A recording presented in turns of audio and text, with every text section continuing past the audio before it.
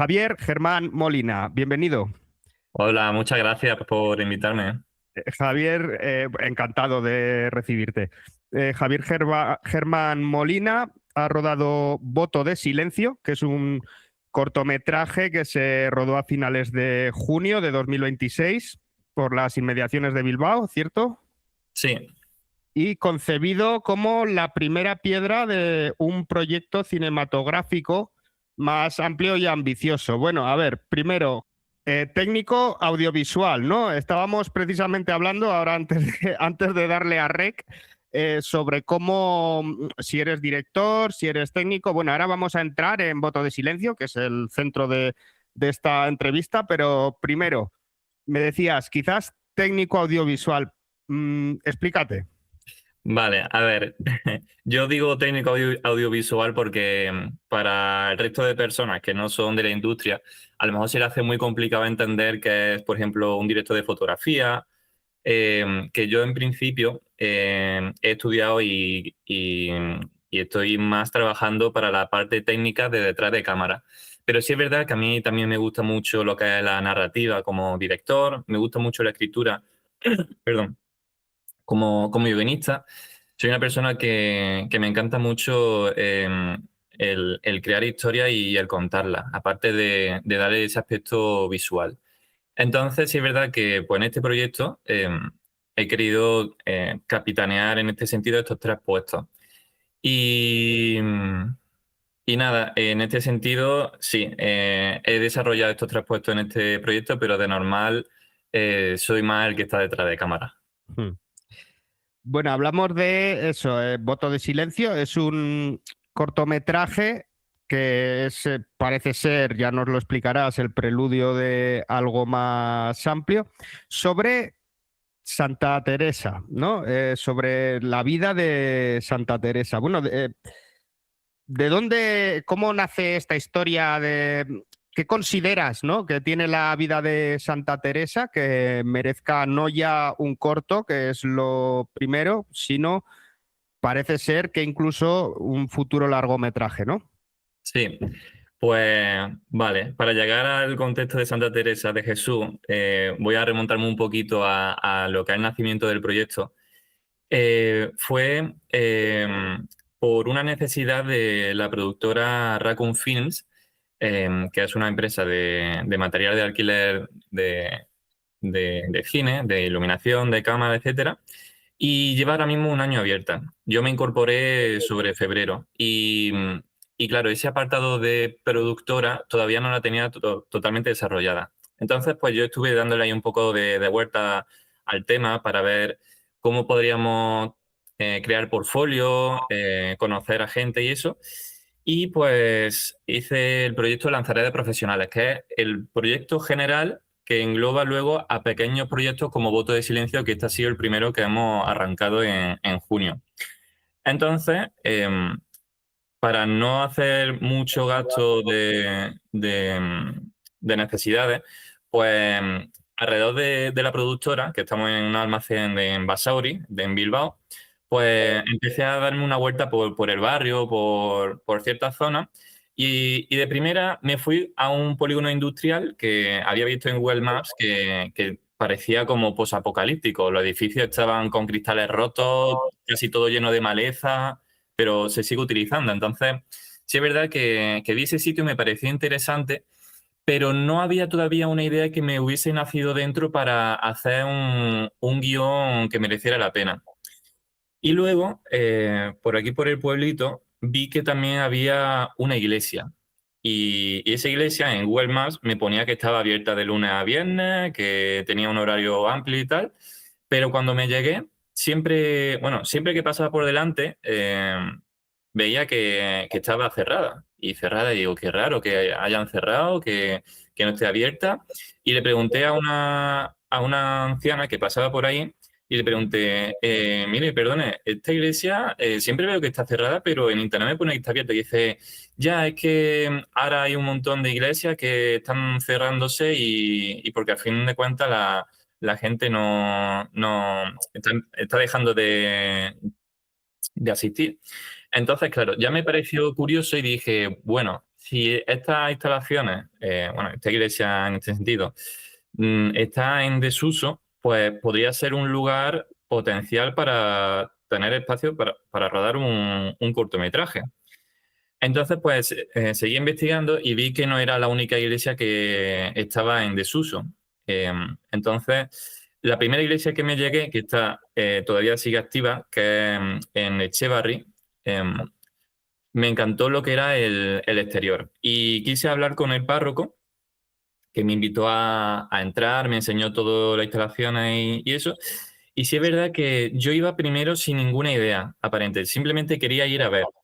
Y el párroco me estuvo diciendo que, eh, bueno, contándome un poquito la historia de la iglesia, y hubo una cosa que me pareció súper curiosa, que no la voy a contar porque sí, es parte de la historia. Entonces, el hecho de hablar con la gente, documentarme, adentrarme en lo que es la historia real de que esto todavía es externo a Santa Teresa, me pareció tan curioso que quise ya darme un punto de ficción, ¿no? En este caso, porque al fin de cuentas las historias siempre tienen que ser mezcla entre realidad y ficción. Y investigando por internet encontré pues la figura de Santa Teresa de Jesús porque fue una figura un poco con controversia, ¿no? Era una mujer que vivió en el 1500 aproximadamente, ahora mismo no me acuerdo mucho de memoria, pero fue en plena Inquisición española y, y fue perseguida por su manera de amar a Jesús, su forma de meditar, de lo que ella contaba, ¿no? Y pues me pareció muy curioso cuando me apareció el hecho del dardo de transverberación. Y claro, aquí el hecho es de que, según cuenta ella, era un ángel que se le apareció con un dardo en llama y le clavó ese dardo en el corazón, sintiendo como una paz espiritual muy inmensa, a la vez que un dolor muy, muy fuerte. Entonces, claro, pensando, wow, si este dardo, claro, aquí empiezan a surgir las preguntas, si este dardo realmente sigue existiendo, si todo lo que contó ella, Santa Teresa, fue real. ¿Dónde podrá estar ese dardo? ¿Quién podrá tenerlo a día de hoy? ¿Seguirá bajo el poder de alguien? ¿Estará perdido? Entonces, aquí es cuando empezó a formarse un poco la bolita de voto de silencio, ¿no? A crearse. Y ya dándole un poquito más de forma, sí es verdad que me dijo el párroco de Echevarri que por fuera la iglesia era preciosa, pero por dentro no tenía nada que ver con el exterior. Entonces, ya quise yo buscar otra iglesia cerquita, en un pueblo que se llama Arcocha, que esa iglesia también está en desuso. Entonces, sí es verdad que allí pudimos tener la libertad de tiempo y de uso y sí se asemejaba bien con el exterior de la otra. Y entonces, aquí ya me dio más juego todavía para crear los dos personajes. Personaje de Damián, que es un arqueólogo, y de Enzo, que es el cura, el párroco, dentro de Voto de Silencio. Y pues nada, en este caso, Pero llegó antes, parece ser, llegó antes el entorno que la idea. exacto, No ya incluso que el guión, que eso a lo mejor pues, es más normal, primero saber dónde para preparar un guión acorde. Imagino, no lo sé. Pero que llegó antes en este caso el entorno y el entorno fue lo que dio la idea al final a lo que es la historia, ¿no? correcto, sí, porque al fin de cuentas podría yo crearme una pedazo de historia, un largometraje o algo de otro nivel, pero sí es verdad que luego sería totalmente inviable desarrollarlo. Entonces, sí es verdad que en este caso empecé pues con las cosas que teníamos más a mano, con lo que teníamos más oportunidad de utilizar, por decirlo de alguna manera, y ya a partir de ahí hacer la creación y ver que fuese más viable. Mm. Y bueno, contabas antes sobre todos los roles que has jugado, ¿no? Que, Ujú. claro, eso al final no hace, o sea, ¿cómo se gestiona todos esos roles? Porque entiendo que, por ejemplo, un director también tiene que estar atento a la interpretación, que bueno, aquí, por ejemplo, de cura, José Luis Urrutia, un compañero de este medio que tiene un programa. Que entiendo, digo, por hacerle un poco la pelota, que no hace falta mucha supervisión Ujú. a José Luis. Pero bueno, ¿cómo se gestiona este rol sin descuidar funciones? Que no dudo que lo hayas hecho, vaya. Pues la verdad que fue hacer un poco de malabares, porque sí es verdad que los dos puestos, tanto director como director de foto, son puestos muy importantes y los cuales hay que ponerle mucho detalle. Entonces, sí es verdad que hablando un poco con el equipo, fue aquí un poco cuello de botella, que a pesar de todo salió muy bien, pero sí es verdad que yo también me vi un poco, ¿cómo decir?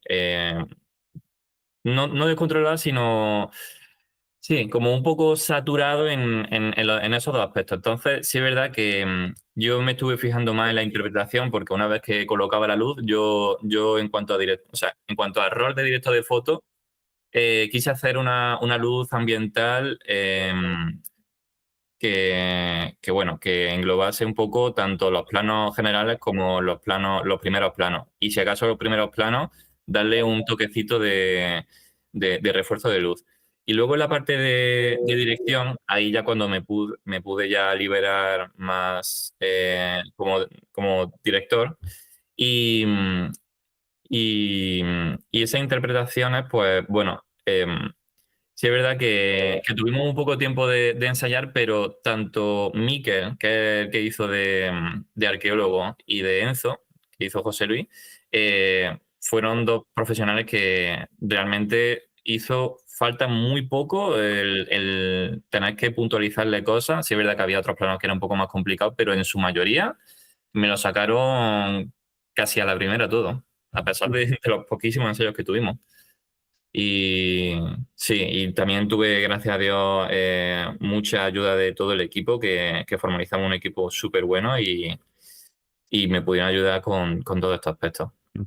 Bueno, decir que a José Luis, yo no sé cómo es el personaje en sí, el carácter, la personalidad del personaje, pero lo que es el rol, dicho sea que le queda a José Luis como anillo al dedo, ¿eh? O sea, bien caracterizado y tampoco hace falta mucho para caracterizarle con ese rol, pero bueno. Bueno, decías que al final hubo un cambio de iglesia por las condiciones de dentro y tal. Yo no Sí, sé si ahora continúas, si quieres, con lo que estabas comentando de ese cambio de escenario, sí. pero no sé si al ser iglesias en desuso, infraestructuras en desuso, por decirlo así, no sé si hubo retos, si acaso técnicos o bueno, o no sé, de atrezo, de atrezo no de las personas, no sé si se llama atrezo también al escenario, pero eso, Gracias. retos sobre los escenarios, vaya. Sí, la verdad es que hubo unos cuantos. Sí, es verdad que la mayoría, o sea, el grosso del corto lo grabamos en el interior de la iglesia de Arcocha. Y ahí yo tuve, pues bueno, un pequeño dilema porque quería utilizar luz natural dentro de la iglesia porque era narrativamente un contexto en el que ya el párroco, en este caso Enzo, José Luis, ya salía de la iglesia y se encontró con Damián. Entonces, claro, el hecho de entrar en la iglesia no quería yo que hubiera luz artificial, quería que todo fuese muy natural, luz que entrase por vidriera y eso. ¿Y qué pasa? Que nosotros, aquí en la productora, que tenemos, pues, como había comentado antes, material de... No vamos a decir de sobra, pero sí buen material, pero no llegaba a ser lo suficiente como para iluminar desde fuera de la vidriera. Entonces, estuve ahí dándole unas cuantas vueltas hasta los últimos días del rodaje, que yo sí es verdad que estaba un poco temeroso porque no sabía cómo iba a resolver el tema de la luz. Hasta que, dándome un paseo por el almacén, vi unos espejos. Y esos espejos, teníamos uno que era circular y digo, mira, este podría ser como la luz del rosetón, porque los rosetones sabemos que son circulares. Y luego teníamos otro alargado. Y digo, pues mira, pues este es para la vidriera. Y ya pues nos fuimos a dar una vuelta por el chino, Dani, que es un compañero de la productora y yo. Y estuvimos viendo qué materiales podíamos utilizar y vimos papel de regalo de estos que son plástico que reflecta. Y ya lo que hicimos fue hacer recortes, pegarlos y con eso, a la hora de probarlo allí, bueno, lo podemos probar en el almacén y dio un resultado muy bueno, muy, muy bueno. Y ya con eso me quedé mucho más tranquilo para el efecto de las luces de la vidriera. Y ya cuando lo pudimos ver allí en la iglesia, pusimos también un poquito de humo para crear esa atmósfera, ese espacio, perdón, ese espacio. Mm. eh, Fue un muy, muy resultón y ya me quedé súper tranquilo en ese aspecto. Luego sí es verdad que en cuanto a arte, había una chica Kate, que ella quería ser directora de arte, pero sí es verdad que como no teníamos presupuesto para comprar nada ni poco más, pues ya lo que se pudo encargar fue mover un poco las mesas, colocar, si acaso, no sé si se llama así, pero bueno, em, como las mantas estas blancas que se suelen poner encima de los altares. Entonces, bueno, y también con lo que había allí a disposición de la iglesia, que también no lo dejaron prestado el ayuntamiento. Entonces, ahí sí es verdad que pudimos hacer un poquito de juego y poquito más. Luego sí es verdad que los actores, en este caso Damián, llevaba, pues bueno, una libreta con su investigación y ese es el poquito atrezo que se pudo utilizar, porque sí es verdad que tampoco era cuestión de complicarlo mucho todo. Y luego, por último, el vestuario, que Kate aquí bueno, fue una auténtica artista y tuvimos también la suerte de encontrar la indumentaria perfecta para ambos personajes y se hizo un trabajo excepcional en este aspecto. Mm. Todo esto que estás contando no es más que eso, como decíamos, la primera piedra, ¿no? De un proyecto más amplio. Yo entiendo que es que todavía no habéis encontrado el dardo, ¿no? No, todavía no hemos dado la diana. Tienes que seguir. Pero bueno, en fin, si quieres contar, ya aprovechar para contar, digamos, más concretamente hasta donde quieras sobre qué va el corto, o sea, la sinopsis, ¿no? Y qué viene por delante. Pues, a ver, el tema es que el corto dura 6 minutos y lo poco que se cuente ya como que es mitad de la historia, pero podríamos decir, Corto ya lleva implícito que es corto, ya en el nombre lleva implícito que es sí, corto.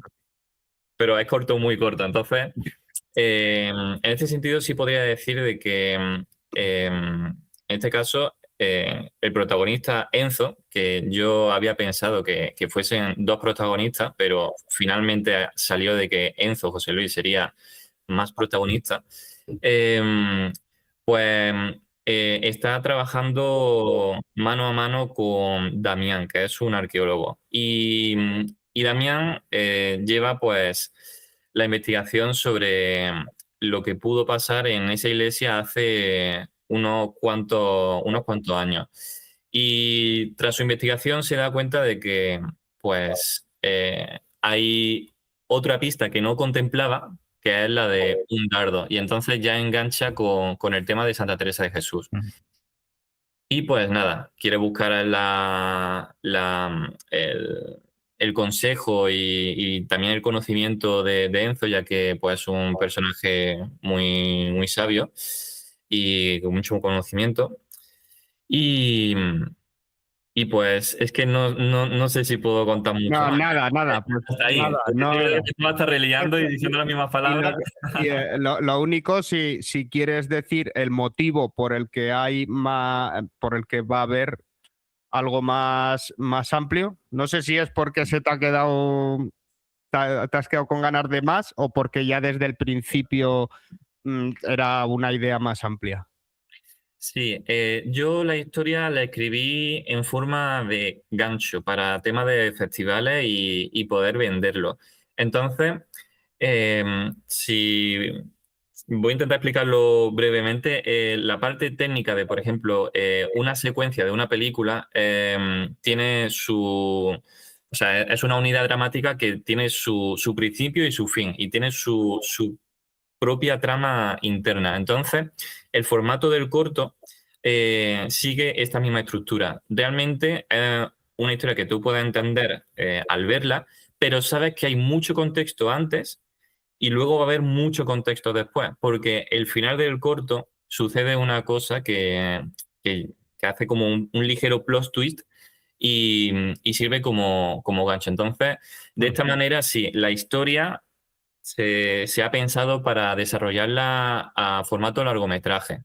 Y de momento, pues lo que tenemos, la gente le está encantando. Sí es verdad que no he querido enseñar nada porque queremos hacer un, un pequeño pase privado de prensa Mm. y, y que pueda verlo el equipo y ciertas personas de primera en en la gran pantalla. Mm.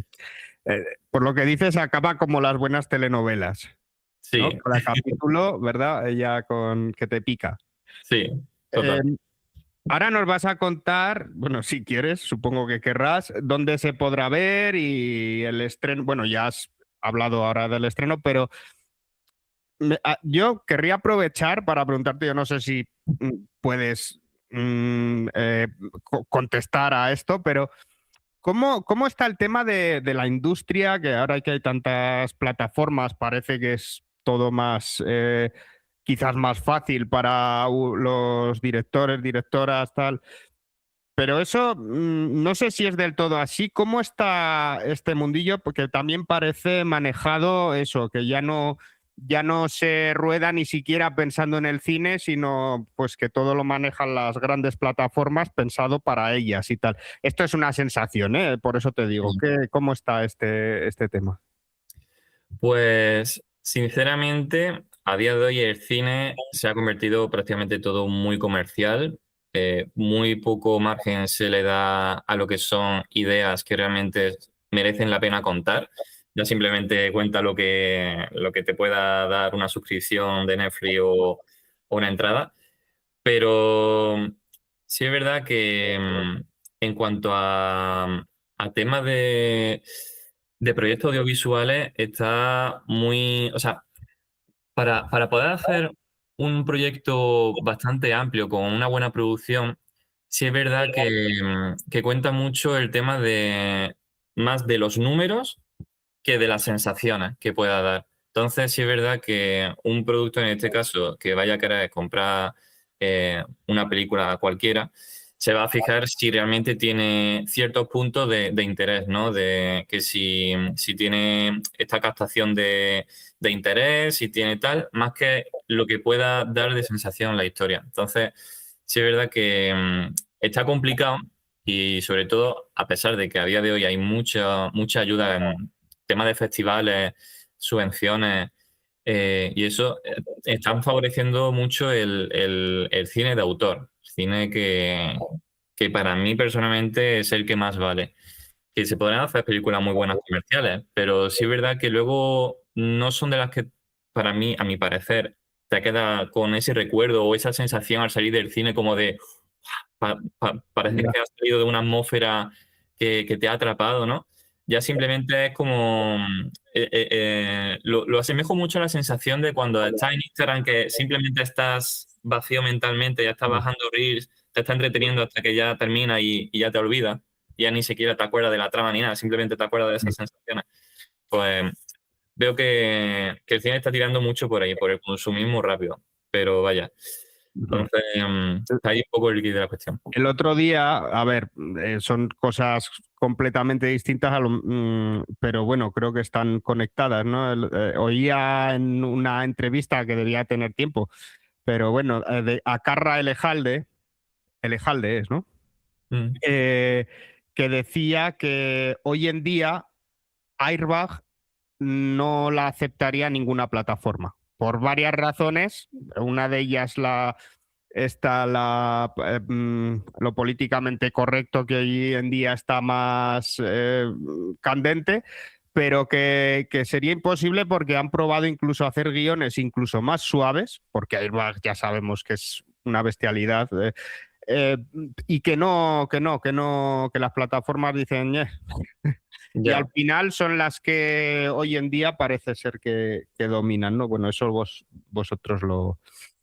En sí. fin, bueno, no sé si tienes algo que decir sobre este comentario que... No, sí, es totalmente lo que está sucediendo, que a mí es una cosa que me da mucha pena, que ya parece ser que a día de hoy no se puede ser atrevido a la hora de contar una historia, de ser, o sea, de no tener miedo a contar algo. Parece que cualquier cosa que quieras añadir ya va a estar enfilado y te lo van a cancelar todas las plataformas.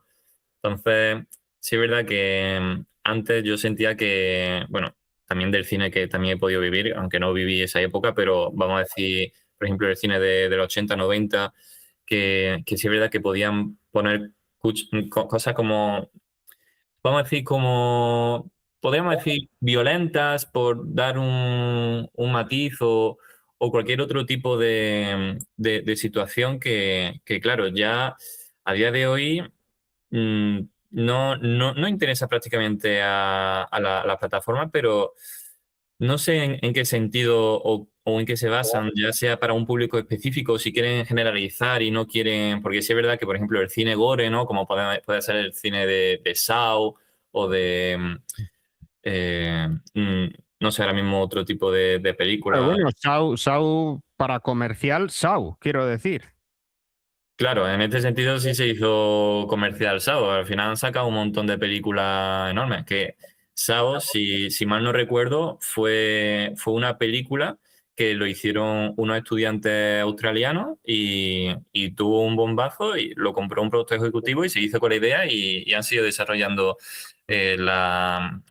todo lo que era la saga. Que bueno, que la Entonces, primera, que perdón, que la sí, primera fue, bueno, yo no soy ningún experto, yo soy aficionado y por aquel entonces un poco más, pero yo que sí que la primera fue como algo súper fresco, por decirlo así, pese a que tenías que apartar la mirada. Y yo me acuerdo de un final que me pareció una genialidad, el final, también desde fuera y desde la ignorancia, pero que sí que luego ya lo de siempre, ¿no? Se fue desgastando, pero que fíjate, gore puro, y ahí estaba. claro, exacto. Entonces, yo creo que sigue habiendo público para ese tipo de cine, pero como lo que te decía, como al fin de cuentas las plataformas quieren generalizar y que cada producto que metan pueda llegar a todo el público posible, pues sí es verdad que se vuelve todo como del mismo formato, ¿no? Y luego también está el tema de cuando se piden guiones, que esto lo estuve hablando el otro día con un amigo que no es de la industria, pero y vi el efecto negativo que esto está surgiendo. Y es que hay una idea muy buena para la película y se va construyendo todo progresivamente, ¿no? El tema es que los conflictos son los que llevan como el ritmo de la película. Hasta que llega el clímax, y el clímax, si tú no tienes, o sea, si tú no construyes una buena escena en el clímax, todo lo que has visto anteriormente en la película ya no sirve para nada, todo se desmorona. Entonces, hay un montón de personas, este amigo y muchas otras con las que he podido hablar, de que prácticamente todas las películas que ven, como que se sienten como que pierde fuelle el final porque no, a lo mejor piensan que no saben cómo resolverlo el director o el guionista y eso, y se queda en nada. Mm. Y no muy lejos de la realidad es lo que sucede. Cuando se le contrata a un guionista porque ha sido pues galardonado con algún premio, pues obviamente tiene ¿cómo decir? Ese aval. Claro, esa aval para que lo puedan contratar y a lo mejor le dicen, tenemos para 4 meses que hacer un guión y quiero que sea de esta temática. Entonces pues se lo da y él pues va construyendo. ¿Qué pasa? Que los guiones no es como si tú lo metes a una máquina y ya va eso haciéndose progresivamente, ¿no? Los guiones al fin de cuentas, tienen su, por decirlo así un poco metafórico, tienen su propia alma, tienen su propio crecimiento Sí. y tú igual que un niño cuando nace, no puedes de repente meterle 15 años y decir, pues venga, ya vete a la ESO y ponte a estudiar. No, o sea, tiene un progreso de evolución, de necesidad en cuanto a tiempo, que a lo mejor un guión de una película puede tardarse en escribir en un mes y una genialidad, o a lo mejor puede tardar 7 años o puede tardar lo que sea. Entonces, sí es verdad que el hecho de que no puedan tener el tiempo necesario esa historia para desarrollarse bien, vamos a volver otra vez al límite de los 4 meses, pues el guionista en algún momento tiene que resolver la película rápidamente para hacer ya la entrega, ¿no? Entonces se puede quedar vacío porque quizás no has sabido resolver ese final y al fin de cuentas es una consecuencia que se trae. El hecho de tener que hacerlo todo como, una industria en cadena, ¿no? Tener que hacer todo como muy de seguido, todo muy rápido. Sí, yo me acuerdo cuando di la asignatura de una de las de audiovisual que he tenido que dar en la carrera de comunicación, em, que está el viaje del héroe, ¿no? Ujú. Que tiene unas pautas muy marcadas y yo no sé si ahora si te sales de esas pautas, que sí, que son para crear una historia con sus, digamos, altibajos y que enganche y tal, pero que si te sales de eso, puede ser que se te cierren puertas, que ya se considera más alternativo o tal, no lo sé. Ya, aquí también entra un poco el tema de los dogmas, ¿no? Creo que, si mal no recuerdo, era un libro que se llamaba Dogma 96. Ahora mismo no me acuerdo, pero decía que ese libro que hay que hacer el cine de una determinada manera. Si te sale de esos estándares, ya no sirve nada de lo que haces. Entonces, claro, al fin de cuentas, el cine siempre ha sido un arte muy atrevido en este aspecto. Entonces, eh, esos dogmas, yo para mí pienso que es lo peor que se podría hacer. Es muy importante saber la técnica, porque eso es Claro, a ver, indispensable. Y una vez que sabes la técnica, ya es salirte de esos estándares para darle tu estilo personal. Entonces, sí es verdad que está, pues, como has comentado, el viaje del héroe, que es una estructura narrativa, pues, que funciona muy bien. Al fin de cuentas, existe porque es una estructura que funciona muy bien. si lo enseñan en las universidades, desde luego que es porque ha funcionado, pues sí. Claro. Entonces, si ahora, por ejemplo, tú o yo escribimos un guión con esa estructura, pero no queremos que sea la misma progresión de siempre, ¿no? El miedo a hacer un cliché, ¿no? Pues siempre tenemos esa salida con otro tipo de recursos, como por ejemplo trama secundaria o otro tipo de conflictos, o llevarlo de cierta manera un poco más diferente. Había un vídeo en internet que hablaba sobre las películas de Spider-Man con los distintos directores que estuvieron dirigiéndolo. Entonces, Sam Raimi, que fue el primer director que hizo las películas de Spider-Man con Tobey Maguire a partir del 2000, eh, dicen que es el Spider-Man más auténtico a pesar de que no tiene prácticamente nada de CGI, todo es casi efectos prácticos. Y claro, aquí está el tema de que o la gente se fija más en lo bonito, ¿no? De que si Spider-Man se balancea entre los edificios, que si hace saltos mortales y tal. Pero luego Sam Raimi quiso llevarlo más al lado personal del personaje, ¿no? El hecho de cómo se siente con esa soledad, con todos esos aspectos del Spider-Man juvenil, ¿no? Y, y el público, todo el mundo está de acuerdo de que ese es el verdadero Spider-Man y el verdadero personaje, ¿no?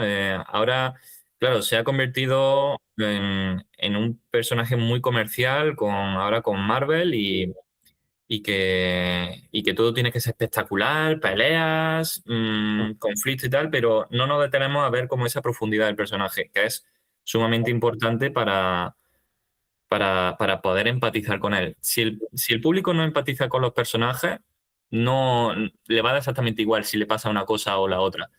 Entonces, a lo mejor en este aspecto Sam Raimi quiso llevarlo por otro lado del viaje del héroe, ¿no? Eh, y llevarlo pues a ese aspecto más personal. Ese es el toque suyo para haber hecho un triunfo de tres sagas, o sea, de tres películas en su saga. Bueno, no sé si esto es muy atrevido de decirlo, porque además tampoco quiero hacer publicidad de ninguna plataforma, pero igual de este esquema rígido, ¿no? Se sale un poco Filmin, que tiene bastante cine alternativo, que además es, bueno, española o catalana, según a quien le preguntes, pero que bueno, porque siempre quedan tampoco reductos, porque ya es una gran plataforma, pero bueno, no sé si estás de acuerdo con esto como experto en cine. Pues fíjate que Filmin lo conozco, pero no he llegado Ah, vale. a ver mucho contenido. O sea, sí es verdad que me lo recomendaron muchos compañeros, pero no he sido mucho de investigar en Filmin. Sí es verdad que ahora tenemos la ayuda de una chica en producción y ya nos estaba diciendo que para el final de la ruta por festivales con el proyecto, pues habría que ver si Filmin podría estar interesado en pillarnos el cortometraje. Habría que hablarlo todo. Sí, bueno, Pero sí, pero poco te puedo decir de Filmin. bueno, en fin, es porque ya que hemos tocado esto de la rigidez, creo que es justo, bueno, pues decir que hay plataformas grandes que también apuestan por alternativo y, en fin. Sí. Bueno, ya has dado, vamos a retomar para terminar, si te parece. Ya has hablado de un poco, has dado un par de pinceladas de lo que va a ser la presentación, el estreno, pero dinos, a ver, ¿cuándo, dónde y cómo podremos ver este cortometraje? Vale, aquí está un poco el tema que sí es verdad que tiene que ser un pase privado que no puede ser abierto al público por temas de festivales, pero em, queremos ver si somos capaces de hacer un pequeño pase para septiembre. Entonces, sí es verdad que todo el público va a poder verlo a través de los festivales que vayamos presentándolo, que eso por nuestras redes sociales vamos a ir comunicándolo. Y Bueno, di cuáles son vuestras redes ya, total. vale, pues bueno, hemos hecho una red social para Voto de Silencio, que se llama Voto de Silencio / corto. Y luego también el mío, que es Javier GM /24, el de la productora y rental, Raccoon Films. Y bueno, en principio son esas redes sociales por Instagram. Pues muy bien. Javier Germán Molina, no sé si hay algo que te hayas dejado en el tintero y quieras decir al mundo. Y Pues yo creo que está todo dicho. pues, Sí. pues en este caso, muchísimas gracias de verdad por haber pasado por Radio Diferida. Un placer y deseando verlo, para que no vamos a engañar. Muchísimas gracias a ti. Venga, chao. Chao.